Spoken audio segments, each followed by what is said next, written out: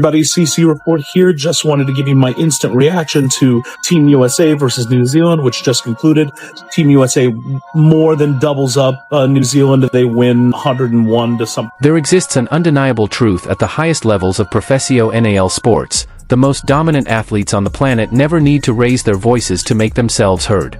When you operate at the absolute peak of your profession, when your mere presence on a basketball court shapes the financial direction of an entire league and forces entire nations to rethink their defensive game plans, the way you communicate transforms entirely. There is no need to slam your fists on a press conference table.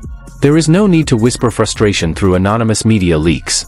Instead, you speak on a completely different frequency, one that carries infinitely more power. You move with precision and purpose. You allow your undeniable performance on the court to send the message. And every so often, you drop a single digital signal so devastatingly clear that it sends shockwaves straight through the establishment. If you have been watching Caitlin Clark's online activity over the past 24 hours, you already know exactly where this is headed. The narrative surrounding the United States national team has reached a boiling point.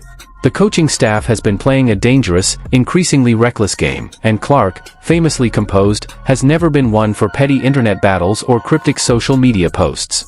She speaks through her game. But following Team USA's absolute dismantling of New Zealand, she broke from that silence. A professional photographer covering the World Cup qualifying games posted a sweeping carousel of images, players, highlights, and standout moments from across the tournament. Tucked inside that gallery was one particular photograph of Caitlin Clark. Heavily stylized, unmistakably iconic, it captured her dominance, her aura, and her undisputed status at the center of the basketball universe. Clark did not simply tap the like button. She deliberately scrolled through the entire collection, located her specific image, and amplified it directly to her millions of followers. On the surface, a casual observer might see nothing more than an athlete sharing a flattering photo.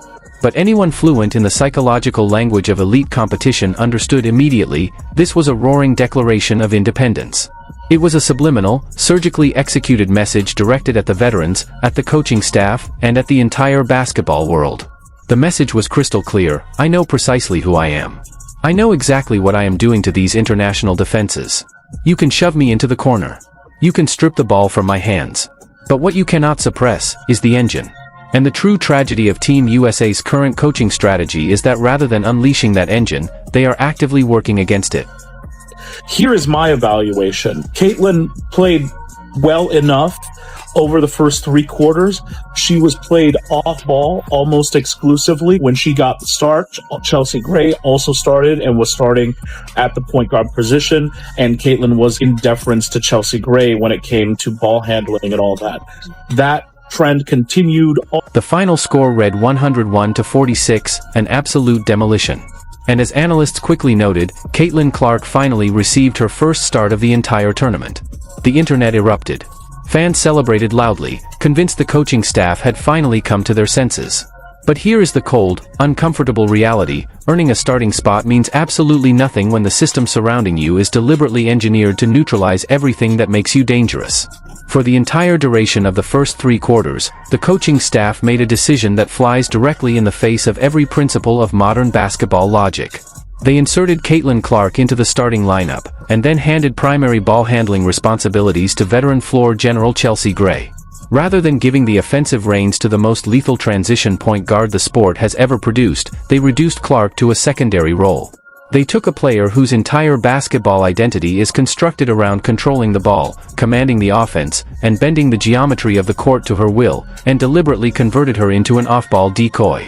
Quarter, Caitlin assumed the point guard responsibilities, and she was subbed in at about the 7-minute mark in the 4th quarter as the point guard.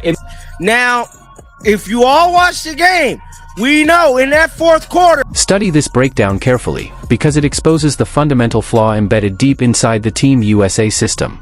Throughout the first 3 quarters, Caitlin Clark was deployed almost exclusively off the ball after earning her start. Chelsea Gray also started and operated as the primary point guard, with Clark consistently deferring to Gray on ball handling duties. Take a moment to absorb the sheer absurdity of that strategic decision.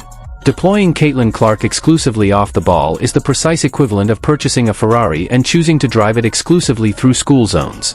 It is the equivalent of placing Patrick Mahomes on your football roster and then asking him to line up at wide receiver while a veteran backup runs the offense. It is a strategy that fundamentally misreads the specific, generational value of the athlete in question. The analyst draws the perfect historical parallel. No coach in the history of basketball would look at Magic Johnson in his prime and instruct him to drift to the corner and wait for the ball to find him. Magic Johnson's value was never rooted in his catch-and-shoot ability. His value lived in his transcendent court vision, his capacity to process the floor in real time, anticipate defensive rotations before they materialized, and deliver passes that no other human being on the planet could even conceive of executing. Caitlin Clark carries that exact same galaxy brain point guard vision. The moment you remove the ball from her hands and ask her to function as a small forward, or run baseline screens like a traditional shooting guard, you are voluntarily dismantling your most powerful offensive weapon. You are cutting her basketball value in half. The results of this off-ball experiment were completely predictable. After 3 full quarters of meaningful minutes, Clark had accumulated just 7 points and 3 assists. For an average basketball player, those are respectable numbers.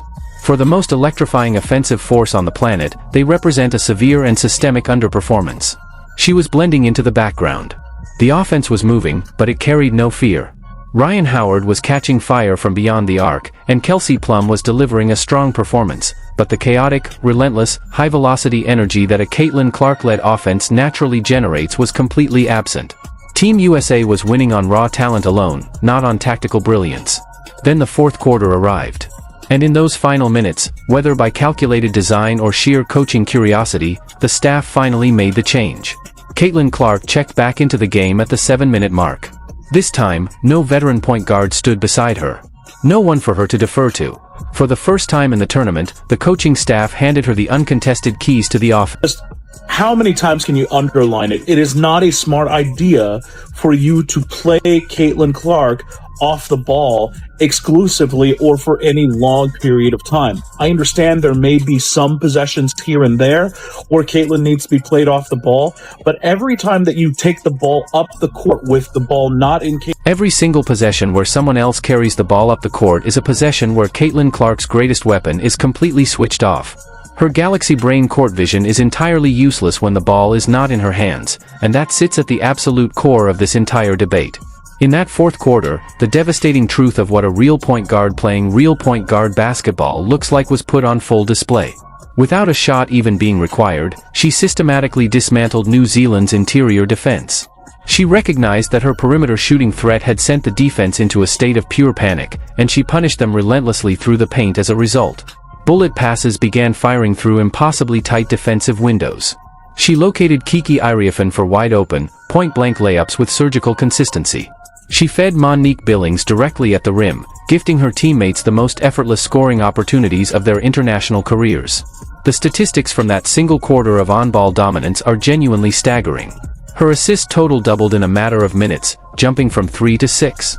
Her scoring output surged, climbing from a quiet 7 points to 14 by the final buzzer, making her the team's second leading scorer.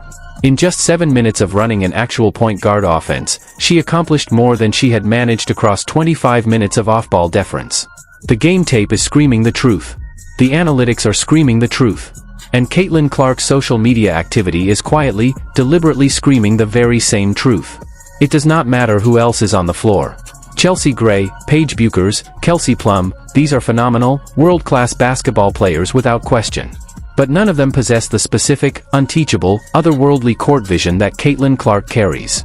None of them warp the geometry of a basketball court the way she does. The only way that she gets to use her point guard vision is if she has the ball in her hands. The only way she gets the ball in her hands when she's not the primary ball handler is if somebody passes it to her with the intention of her scoring. And so we're more than cutting her value in half every time. The only mechanism through which her point guard vision activates is the basketball in her hands. And the only way that basketball reaches her hands, when she is not the primary ball handler, is if a teammate passes it to her with the sole intention of having her score. That means every possession where Clark is not running the offense, her total value to the team is slashed by more than half.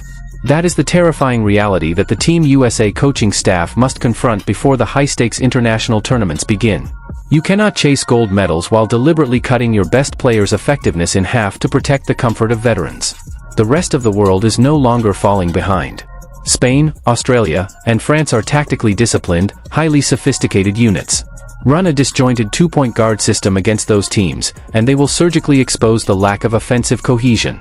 They will force Team USA into desperate late clock situations. The ball must go to the player who manufactures offense from nothing. It must go to the player who commands double teams from beyond the logo.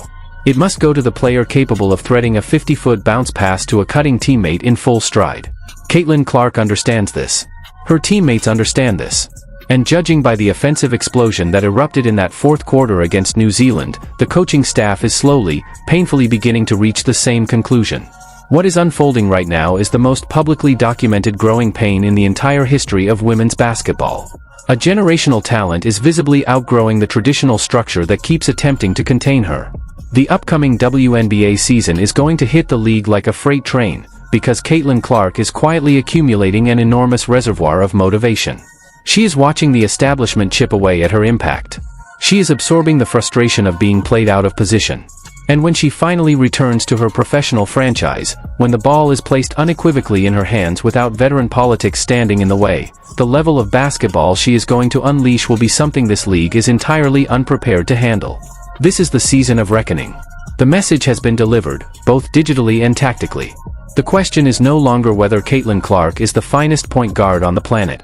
The only question that remains is how many more games the Team USA coaching staff will spend pretending that she is not.